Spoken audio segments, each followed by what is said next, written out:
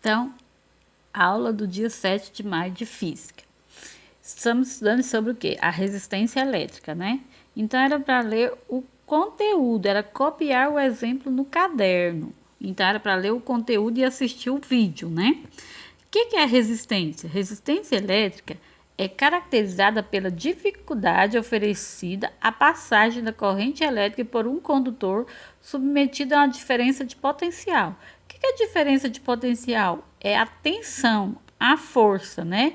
Igual no caso, a nossa é o quê? 220 volts, né? A nossa diferença de potencial. Se ligarmos diferentes fios condutores a uma mesma fonte de energia, veremos que as correntes submetidas serão diferentes umas das outras. Isso ocorre porque o próprio fio oferece dificuldades à passagem da corrente.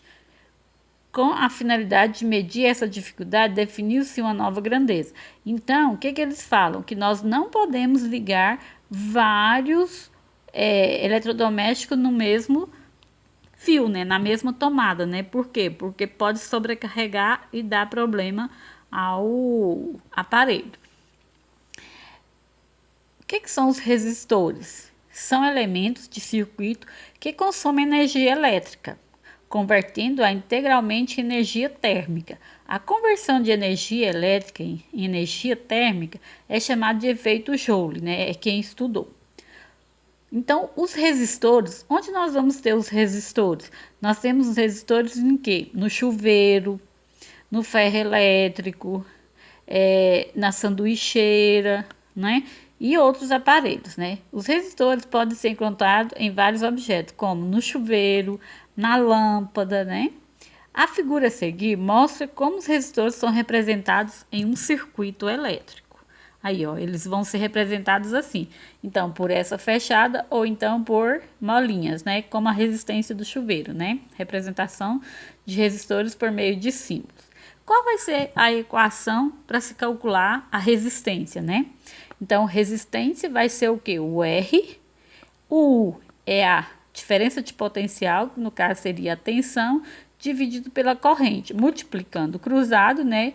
Que vai ser a DDP, né? Vai ser a resistência vezes a intensidade, né?